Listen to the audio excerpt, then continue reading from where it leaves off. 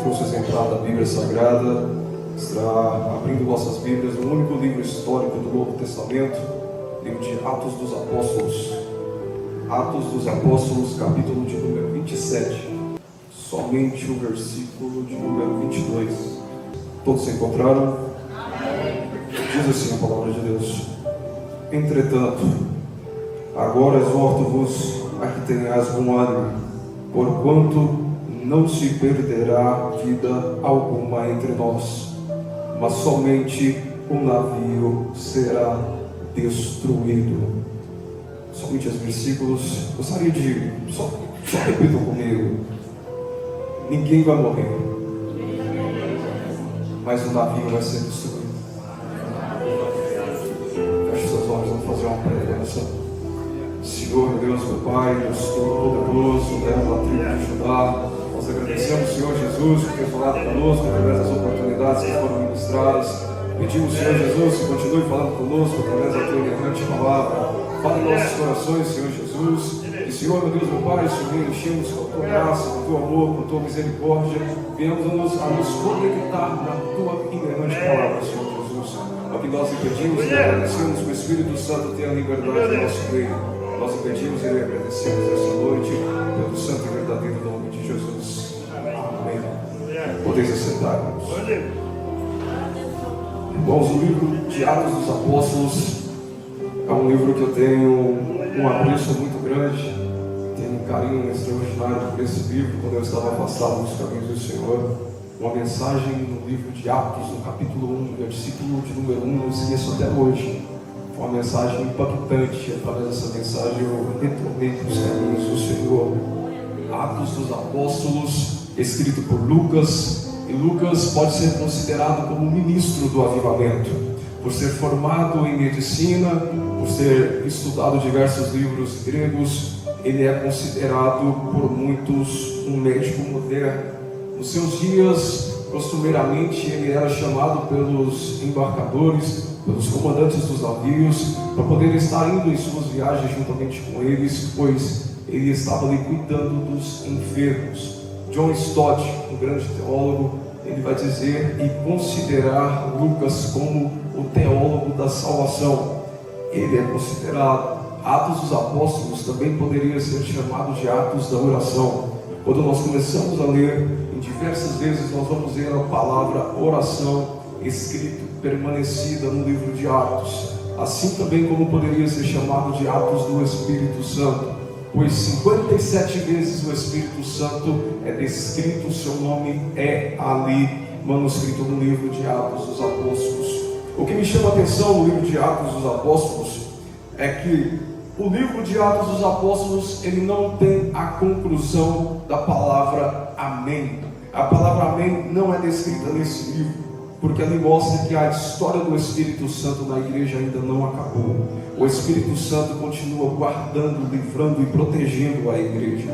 É uma mensagem de esperança, é uma mensagem confortante para nós, pois Ele está trabalhando na igreja, pela igreja e através da igreja. Esse texto que nós acabamos de ler narra uma história de um naufrágio. Aqui nós vamos ver que em uma viagem tinha 276 tripulantes. 276 tripulantes estão embarcando em uma viagem. Mas o que me encanta nesse texto, em meio a essa narrativa, não é o naufrágio. O que me encanta aqui é que nesse texto, uma promessa pairou sobre a cabeça do apóstolo Paulo. O apóstolo Paulo tinha uma promessa sobre ele. Ele tinha uma promessa de que ele chegaria até Roma. Chegando até Roma, ele estaria ali e ele pregaria. Ele estava debaixo de uma promessa. Mas debaixo dessa promessa, nós vamos ver que algumas coisas desagradáveis vão acontecer nessa viagem. O texto bíblico que todos conhecem, vamos alertar sobre diversas coisas. Aconteceu que o navio quebrou todo, não sobrou nada do navio. Mas aquele homem que recebeu uma promessa, ele vai chegar com vida, junto com os 276 tripulantes naquela ilha. Mas o que eu quero pensar com vocês nessa parte introdutória deste texto lido é que em meio a isso, aqui nós vamos ver sobre a promessa. E em meio à promessa há uma estrada que deve ser percorrida. E essa estrada percorrida chama-se processo. Então, aqui nós vemos que quando Paulo recebe essa promessa, também vai junto com ele um pacote chamado processo. Ele vai passar por um processo para chegar até ali nessa promessa. E você não pode acreditar que quando Deus te fez uma promessa, que quando Deus chega para você e fala: olha, tem uma promessa sobre a tua vida, agora está pronto, está feito, vai acontecer normalmente, vai acontecer fácil. Não, não é assim. Quando Deus faz uma promessa, existe um processo, existe uma estrada a ser percorrida. E dentro desse processo, eu preciso me policiar, me organizar, porque esse processo vai fazer com que eu não me esqueça da promessa que foi feita. A promessa de Deus já foi feita, Deus decretou, mas será que eu estou preparado para passar nessa estrada chamada processo? Será que eu estou pronto para encarar esse processo da vida? Hoje nós temos culto da vitória, nada contra. Nós temos culto do milagre, nada contra. Mas será que nós estamos preparados não somente para receber a promessa do milagre, não somente para receber a promessa da vitória, mas nós estamos preparados para encarar o processo da vida que Deus tem colocado? Será que nós estamos preparados para o processo da caminhada? Será que nós estamos preparados para enfrentar essas dificuldades que são impostas? Não é porque você tem uma promessa de Deus que você pode cantar: a luta acabou, a prova foi embora, agora é só vitória. Não, não é assim. Essa promessa tem um presente, e esse presente é chamado processo. E eu só vou conseguir ver a promessa de Deus se cumprindo em minha vida se eu estiver apto a encarar o processo. E dentro desse processo eu tenho que aprender algumas coisas. Deus vai nos dar algumas lições. Quando nós estamos na escola, no pré, no ensino médio, fundamental, até na faculdade, nós aprendemos primeiro as lições para depois ter as provas. Com Deus é o contrário. Primeiro vem as provas, para depois nós vermos as lições que Ele vai nos dar. Então, nós temos que aprender que não adianta eu chegar e falar: olha, Deus tem uma promessa em tua vida. Não vai ter prova não, pastor Claudio. Não vai ter luta não. Não vai ter adversidade não. Não vai ter dia mal não. Não, não é assim não.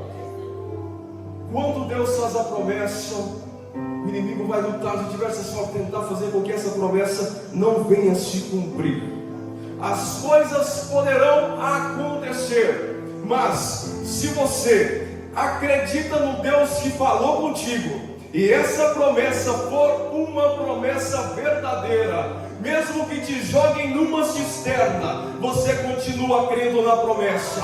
Mesmo se te jogarem numa fornalha ardente, você continua crendo na promessa. Mesmo se te jogarem na prisão, você continua crendo na promessa. Mesmo se houver perseguição na tua vida, você vai continuar crendo no Deus que fez a promessa. Essa promessa que está sobre a vida de Paulo, que ele vai pregar em Roma, para César o imperador, vai vir rocheada de um processo. Ele sabe o destino para onde ele iria chegar, mas ele precisa encarar o processo. E esse caminho, esse percurso, ele vai olhando e está ali prestes a encarar. E eu acho encantador que quando ele encara esse processo, ele vai ver que ali havia prisioneiros no navio. E ele vai navegar para a costa da Ásia, do versículo 1 ao versículo 5 desse mesmo capítulo, no capítulo 27, nós vamos ver, vai revelar que ele vai estar com Aristarco, macedônico de Tessalônica. Eles estão juntos, e ele vai chegar em Mira, na Lícia, e conforme Paulo entendeu o seu propósito, ele não vai se preocupar, ele vai encarar, ele vai olhar e vai encarar esse processo.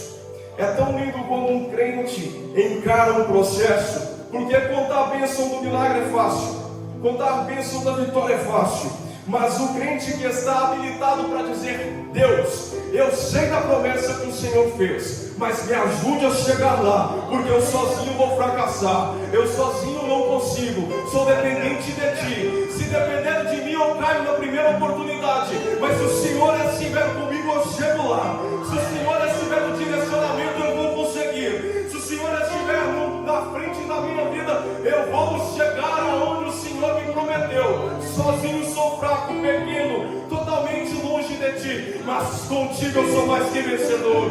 Contigo eu sou considerado filho do Deus vivo.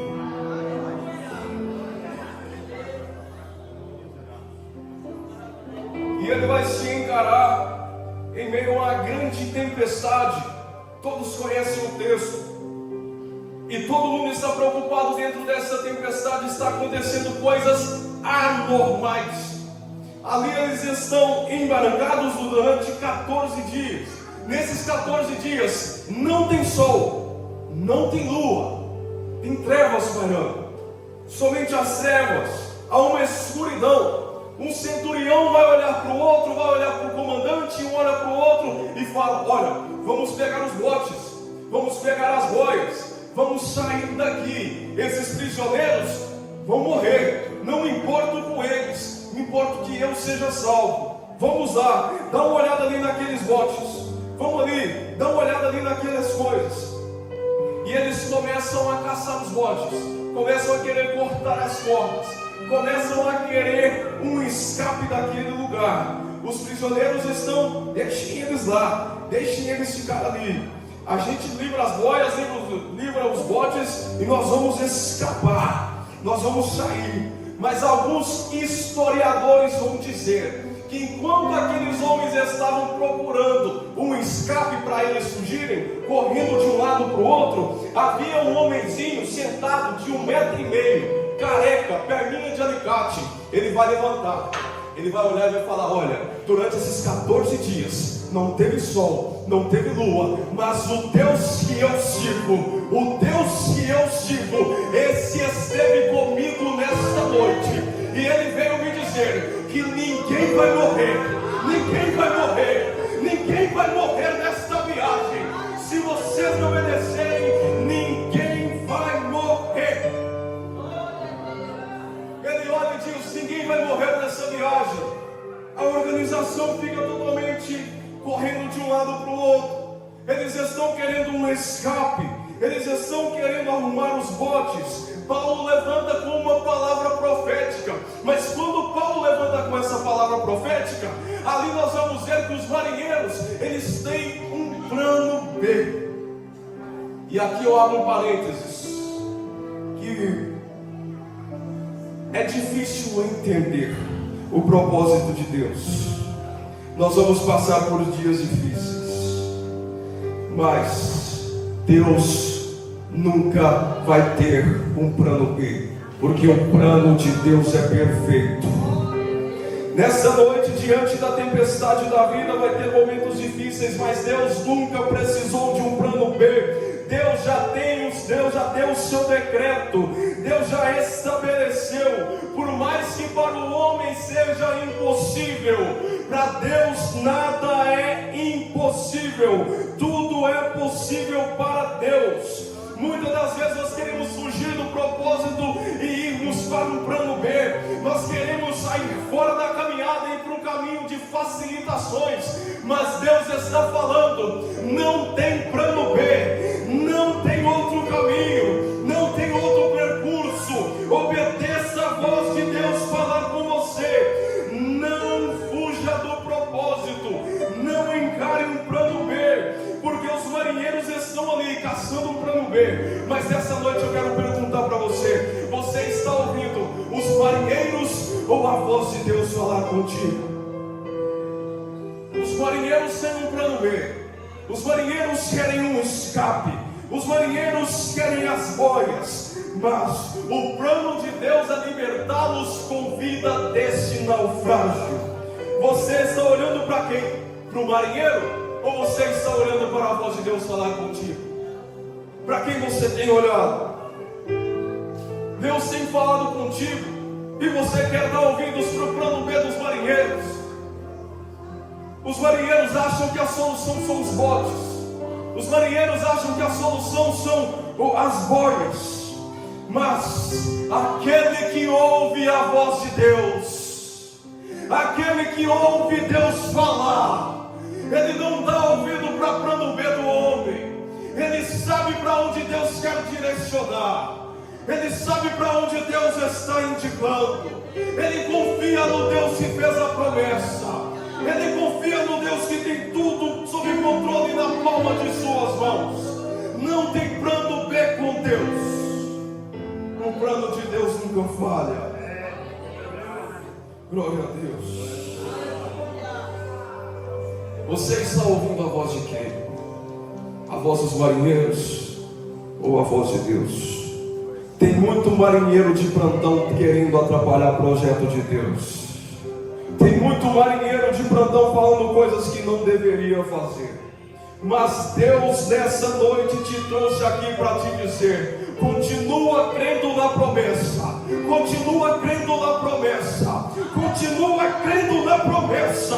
O que Deus falou não vai cair uma vírgula. Se Deus falou, vai acontecer. Se Deus falou, vai se cumprir. Não importa se você não está vendo solução. Continua crendo no Deus que fez a promessa, porque Ele está com tudo sob controle na palma da sua mão. Mas não usa o plano B. Tem muita gente querendo usar o plano B. Vamos olhar na Bíblia para trás. Abraão, quando Deus fez a promessa, Abraão olhou para Sara e disse: não deu certo, tem um plano B, eu vou ali para cá, Deus vai completar. Não, Deus não precisou de plano B. Deus não necessita do teu plano. O plano de Deus já deu certo, nem é que vai dar certo, já deu certo o plano de Deus. Deus não erra na escolha. Deus já determinou, Deus já falou que vai acontecer. É você mesmo que Deus vai usar. Deus falou que é você que Ele vai encher. Abre a tampa, meu irmão, nessa noite, porque quando Deus fala,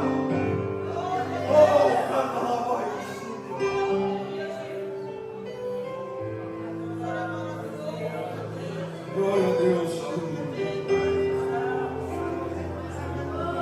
Todas as vezes que o homem de Deus e a mulher de Deus tentaram usar o plano B, não deu errado. Lembra de Ananias e Safira?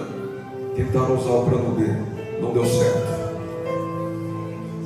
Agora, em confiar no plano B e no que Paulo falou, que Deus, usando Paulo, falou. Paulo agora tem uma notícia. Sabe qual é? É boa ou é ruim? É maravilhosa. É muito boa. Aqui eu entendo que em meio às crises, em meio às dúvidas, Deus sempre vai aparecer com uma palavra. Em meio às crises, Deus sempre vai aparecer com uma palavra de conforto. Descanse o seu coração. No círculo de oração, Deus fala contigo. Na escola bíblica dominical, Deus vai falar contigo. No culto de doutrina, Deus vai falar contigo. No culto das congregações, Deus vai falar contigo. Até na rua, Deus vai falar contigo. Mas Deus não vai deixar a tua igreja em dúvida. Deus vai usar alguém para chegar até você e falar com você. Em meio àquela tormenta, em meio à dúvida, Paulo fica de pé e fala: notícia boa, ninguém vai morrer. Ninguém vai morrer. No meio da tempestade, Deus sempre vai ter uma palavra ao teu encontro. Deus te trouxe aqui para te falar. Você não pediu para ouvir a voz de Deus. E a mensagem de Deus para ti nessa noite é: descansa o teu coração. Promessa de Deus não tem data de validade. Se Deus falou, vai acontecer. Mas a tormenta é grande, a tempestade é forte. Os capitães do navio não deixam, estão com dúvidas. Eles estão olhando e estão surgindo dúvidas, mas Deus está usando alguém para falar. Deus está usando alguém para trazer uma palavra de conforto para eles. Eles estão totalmente aterrorizados. E Paulo aparece: ninguém vai morrer. Ninguém vai morrer. Aí Deus aparece no meio da tempestade usando Paulo, e a notícia é: ninguém vai morrer. E uma vez que Deus fala, não é que tudo se resolve, não é porque Deus falou com você, eu acalmei meu coração e de repente tem um anjo de branco lá na porta da minha casa me esperando. Não, o profeta fica de pé e Paulo fala: ninguém vai morrer. Essa é a notícia. A notícia é boa, mas Paulo fala: eu tenho outra notícia. A segunda notícia não é tão boa. A segunda notícia, ela é péssima. A segunda notícia não é muito agradável. Paulo vem com a primeira notícia: ninguém vai morrer. Mas ele agora aparece com a segunda: mas o navio vai quebrar todinho. O navio vai quebrar. A primeira é boa, ninguém morre. Mas a segunda deu uma piorada. A segunda deu uma caída. Será que é assim na tua vida também? Tem dias que saímos da igreja no domingo, falamos: amanhã vai acontecer tudo. Mas de repente na segunda deu uma piorada. Não é que Deus esqueceu da promessa. Não é. Deus complica para explicar. E Deus te trouxe aqui nessa noite para falar contigo. Acalma o seu coração. Você achou que as coisas iam acontecendo de repente de Deus, mas de repente deu uma piorada. Não é porque piorou que Deus te deixou de lado, não. Deus está no controle de tudo, e Ele vai resolver no tempo dele, quando Ele quiser e onde Ele quiser. Deus te trouxe aqui nessa noite para dizer: ninguém vai morrer.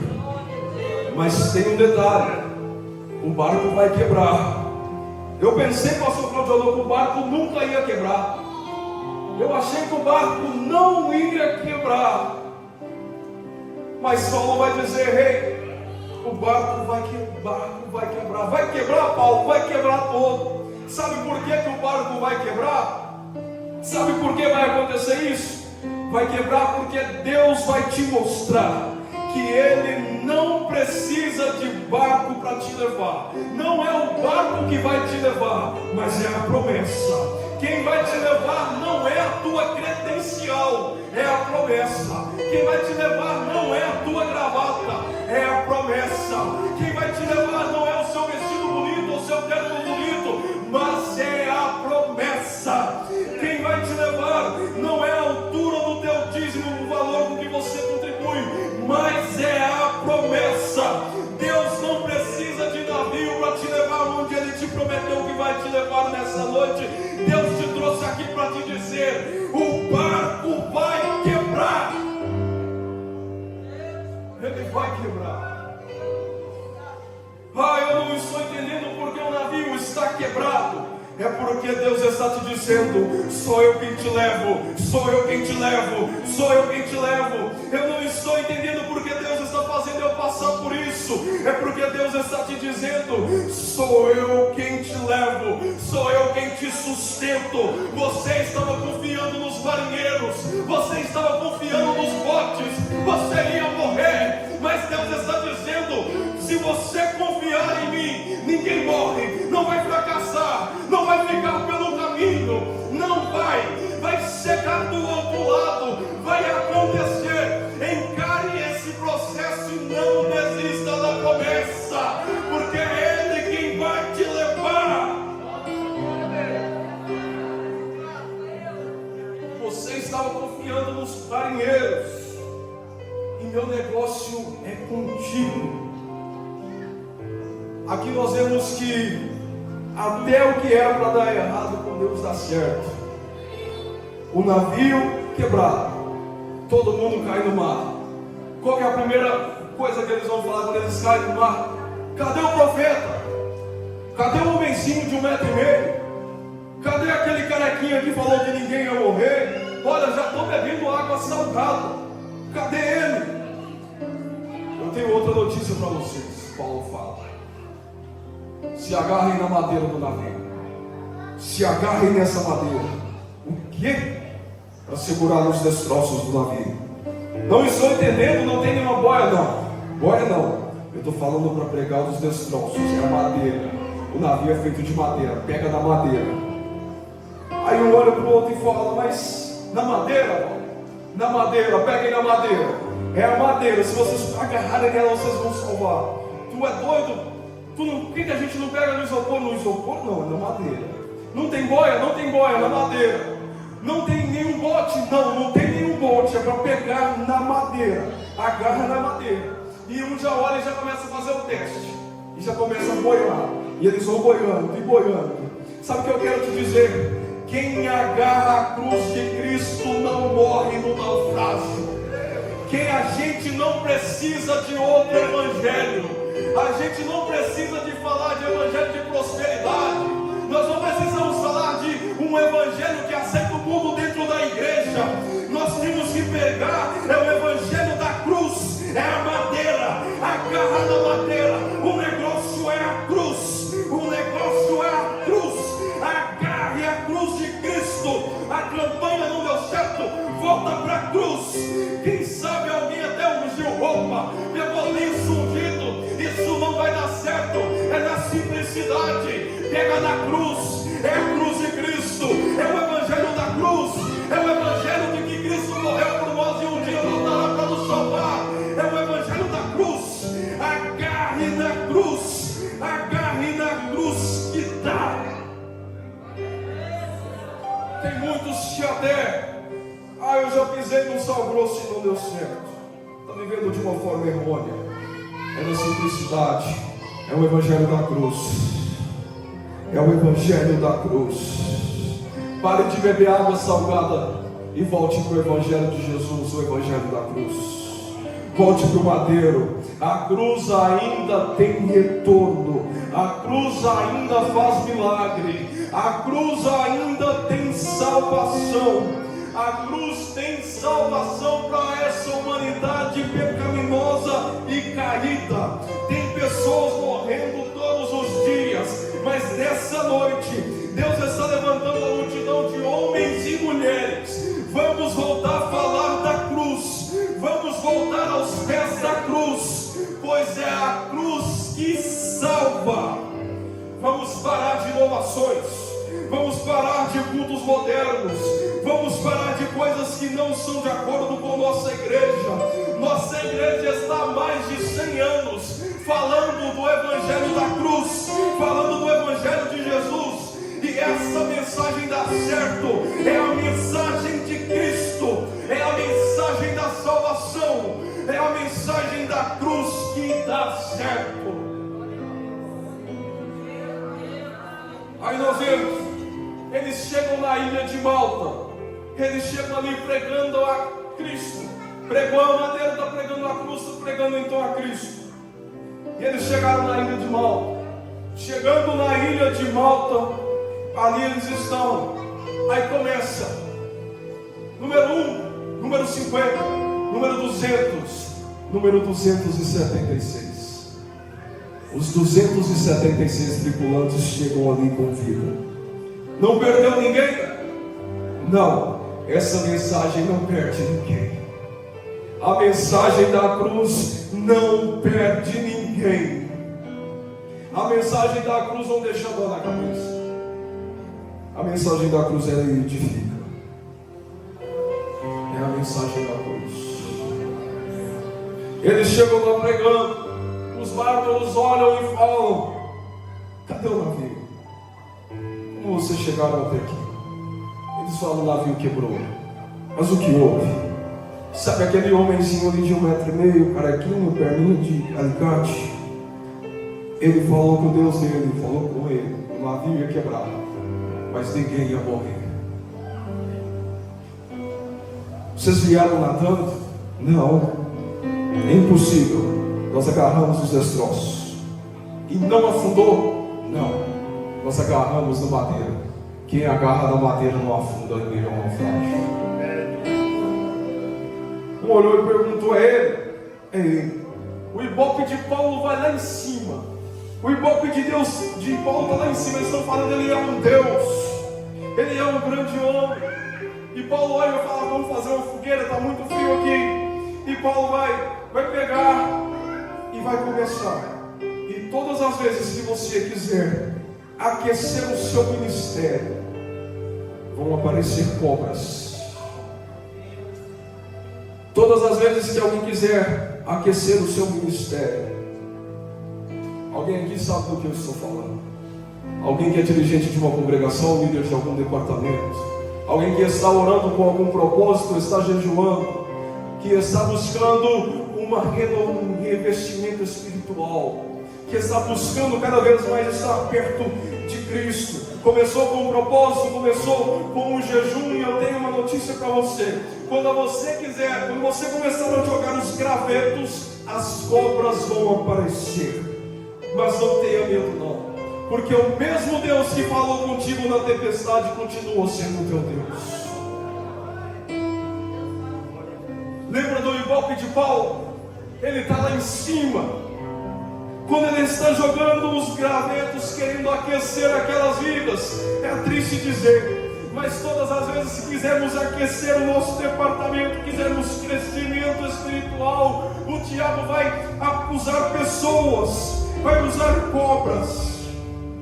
E quando Paulo está tentando ali aquecer aquelas almas, jogando gravetos na fogueira, ele vai ser picado por uma serpente. Uma serpente pica a mão dele. Os bárbaros olham e falam: esse homem é um assassino.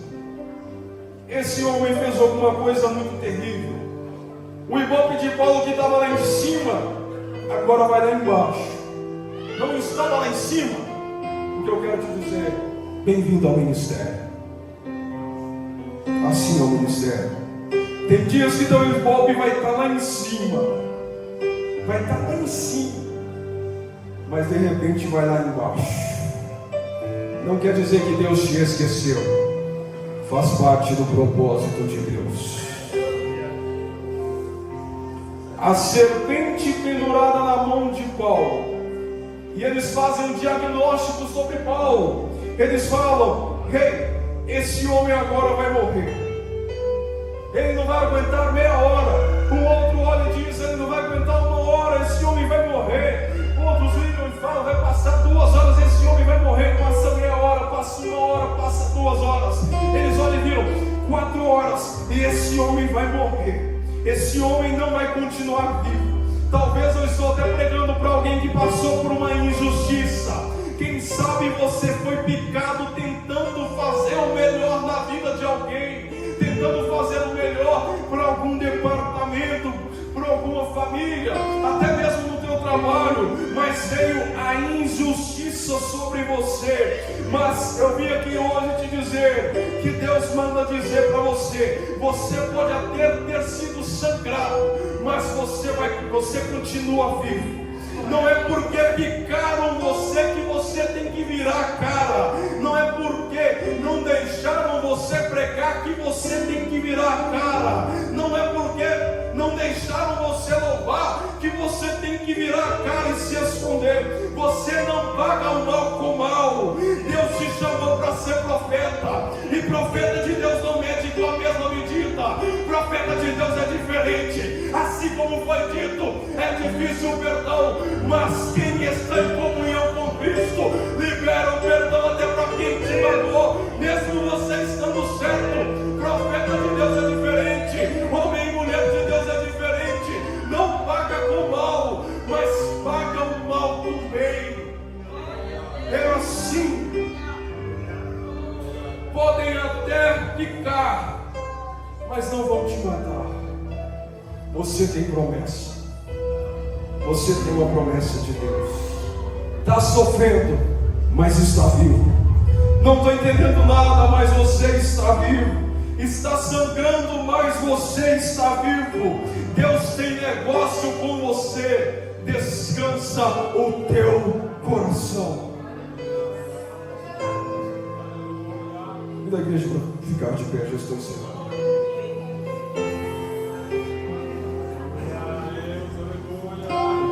Pastor, lembra do Ibope de Paulo?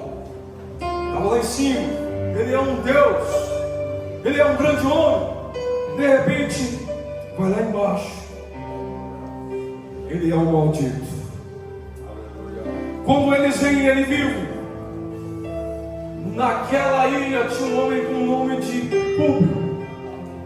Públio vai chegar para Paulo, vai olhar para ele e vai dizer: olha, Paulo, sabe o que é? O que o pessoal estava falando de você algumas horas atrás? Mas eu não estava falando nada, não. Será que teria como o senhor visitar a minha casa? O meu pai está com uma situação crítica. Meu pai está passando por um momento de dificuldade. Meu pai pegou uma disenteria e já tem meses que ele está adoecido lá em casa. Será que teria como o senhor ir lá, o senhor Paulo? Quem lembra da mão de Paulo picada? Paulo estava com a mão picada. E a Bíblia diz que com a mesma mão que Paulo foi picado, ele impôs, ele não pagou com a mesma moeda. Ele não disse: agora eu acabo com o teu ministério. Ele não disse: agora que eu acabo com você. A Bíblia diz que Paulo estendeu a sua mão sobre a vida do pai de Públio. E quando ele estendeu a sua mão, o pai de Públio foi curado. A mesma mão que foi picada por uma serpente, Paulo a usou para proporcionar a cura. E mesma mão poderia ter ficado bravo, pois todos estavam chamando ele de maldito. Mas Paulo vai nos ensinar uma lição. Paulo vai nos mostrar. Jesus vai dizer: lembra-se de quando Jesus fala: se o teu inimigo precisar de algo para comer, aqui nós vemos, não pagamos o mal com o mal, nós pagamos com o bem, nós pagamos com o Evangelho de Jesus. Quando Paulo esteve em sua mão, o pai de Públio foi curado, e todos daquela ilha também foram curados. E o que eu quero te dizer é que o barco pode até estar quebrado, mas o teu ministério nessa noite será restaurado pelo Senhor Jesus.